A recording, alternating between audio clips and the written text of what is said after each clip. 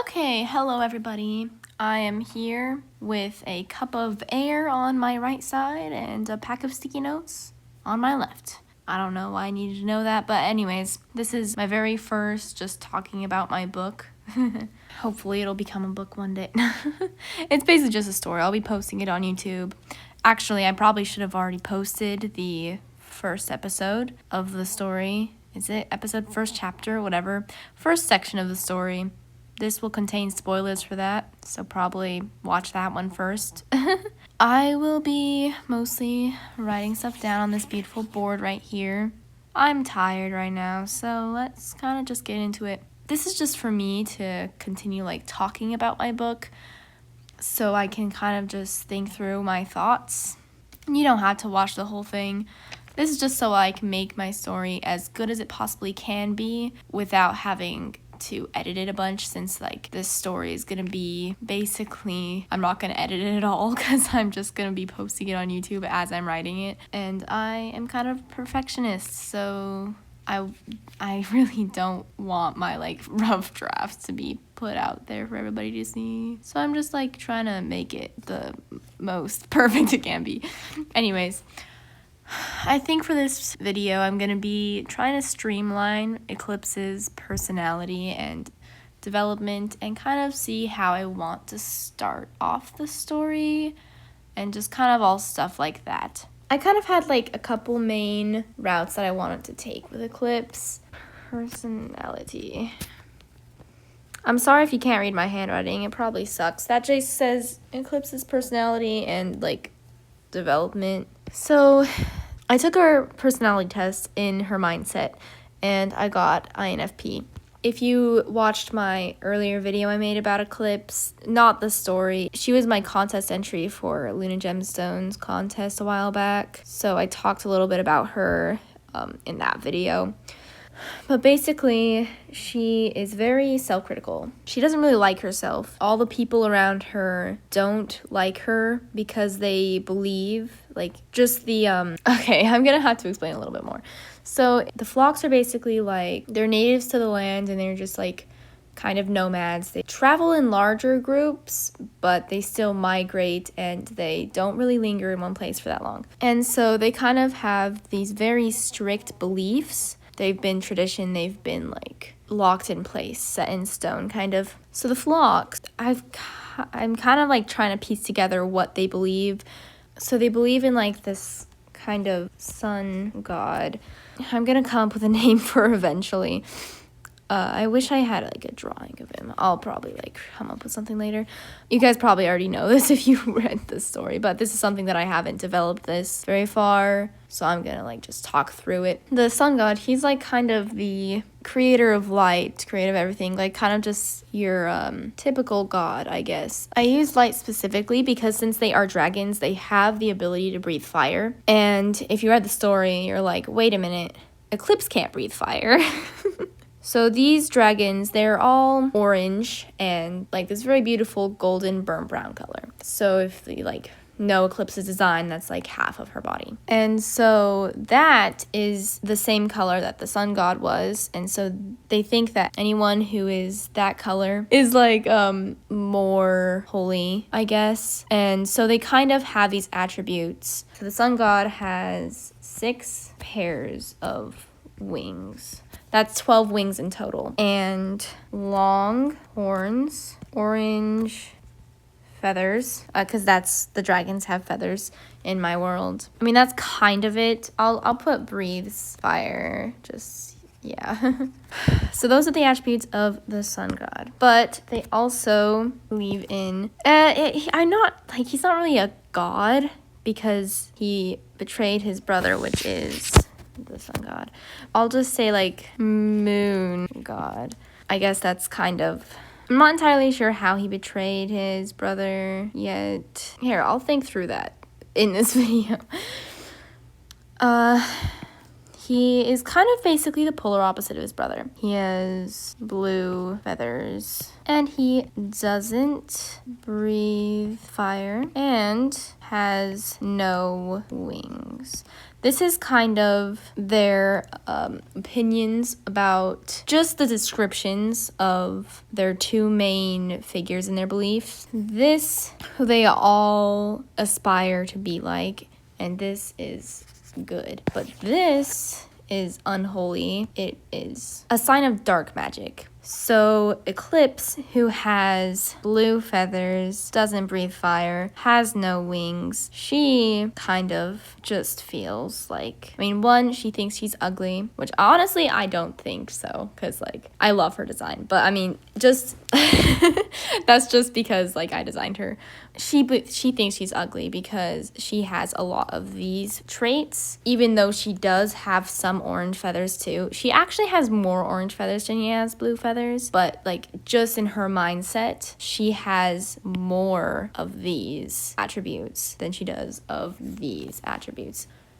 So there's like her whole flock believes that she is some kind of demon and that she is unholy and has dark magic and is there to destroy them all, basically. So they do not like her, and so she doesn't like herself because she is very susceptible to self-criticism. And it's not entirely just her appearance. Like, obviously, she believes that if she had wings, then she would be more accepted by her flock because that's the main thing that they don't like her, because she doesn't have wings. So there's a lot about her physical appearance that makes her sad, and she hates herself, basically. And I'm not sure if I want to give her, like, depression. I think just because of how much she doesn't like her appearance and how much she doesn't like herself, I think it kind of would become depression. She kind of, I've written a couple of things before right now. So currently, what I currently have of her, she stays in her room. And in her room, there's just like literally like just a couple things. There's a candle, and I think there's a bed. I can't remember what I wrote. And there is a broken mirror. Obviously, there's nothing that makes her happy. The candle is a reminder that she can't breathe fire. Sorry if I'm speaking slow. I'm like speaking as I write. The broken mirror is a reminder of her ugliness, and she doesn't use her bed. So basically, the two things in her room make her sad. So that, like, she doesn't put anything else in her room. It's not like she doesn't have the opportunity to keep things in her room. She just lingers in this sadness. She lingers there because she thinks she doesn't deserve anything else. So I think that's like depression a little bit. What I have so far also, I'm giving her like kind of suicidal thoughts, which I think makes sense for her, but I don't really want to have suicidal thoughts in my story because I want it to be like, for the most part, completely all age friendly. So I'm not sure if I want her to like hate herself that much. I do want her to have some value in herself, but right now I can't see anything that she would like about herself. Maybe the orange feathers give her some kind of hope, but I'm like, again, I still am undecided in all of this stuff. But another thing is that she's spending her time seeking validation. She's seeking compassion, love, anything that'll like make her feel happy. Not happy, but like loved. I'm not sure if at this point she's just given up, because this is what I have written of her right now, and this like screams depression. She doesn't like have anything to live for. But if she were to like look for ways that she can make people like her more, then perhaps that will like, I don't know. Perhaps she wears like flowers. This is just like, flowers are like a very pretty thing, so that might make her feel a little bit better. This is like things to counteract this. So perhaps when her mom comes to get her for the day, she like goes out and like picks flowers, and I don't know, maybe. This is just me speculating. Also, since flowers are like nature, and the sun god kind of like created everything. Perhaps flowers in nature would be as a sign of like something counteracting dark magic. I don't know. Just like a little thing. But yeah. So what I have so far, her mom comes in and gets her for the day when the sun rises, because obviously the flocks are awake during the sun, because that's obviously the sun. And so I want to talk a little bit about her mom. Her mom, she is avoidant. She has an avoidant personality, and she's like constantly seen avoiding her daughter's gaze because she doesn't want her daughter to turn out like her sister, which if you haven't like read my story before, not read my story, but watched that video, her sister's dead because her old flock killed her sister because she didn't have wings. So that kind of made her mom avoidant. Kind of maybe to protect her daughter, because perhaps she blames herself a little bit for her sister's death, but I'm not entirely sure. Probably just whenever she sees Eclipse, she sees her sister and she just doesn't want her to turn out like her. So that leads Eclipse's mom to just kind of push it away. Perhaps she like is always gone. She's like seeking out things to distract her from her problems, from her feelings. So like what could she do? I don't know. Maybe her mom is the one who hunts. And since her dad is like the chief of the whole tribe / flock / whatever I'm calling him, he's like always there mediating things, and so like both of her parents are pretty much always gone, but her dad is there most of the time, but her mom goes out to hunt, or she like when she's not hunting, she's like with friends. Her friends are kind of interesting because they don't really like her that much. Maybe they don't like her daughter, because obviously nobody likes her daughter. No, that sounds so bad. That sounds so sad. Nobody likes Eclipse. But they like hang out with her because she's the wife of the chief of the flock. What? I'm sorry. I'm gonna search up right now what like the lead bird in a flock of birds is called. Like, I don't know. I don't want to keep calling him like a chief, even though he is a chief. But let me just like search it up real quick. Okay, so there's not really a set name for the lead bird, so I'm just gonna say the chief. But I did, like when I was looking on Google, I did find out that not find out, but like it said somewhere on there that it was the flock's movement is collective, and I really think that fits, because you do not want to be the odd person out in a collective group that is very much the same, very much like it's collective. It is kind of just a big group that moves as one. And so if one person doesn't like another bird, like Eclipse, then the whole flock will just go after her. So that's kind of what I was thinking. And that just like supports the flock's intentions. So if like there's one anomaly, then they're just gonna kind of snuff it out, you know? Oh, but also you're probably like, why isn't she dead? Well, it's actually because of her mother. Like her father kind of hates her too, but her mother, since she doesn't want her to turn out like her sister, she has kind of asked her husband to like not have her killed, I guess. And since he's the chief, he's like that he like doesn't allow it. So that's why Eclipse is still alive.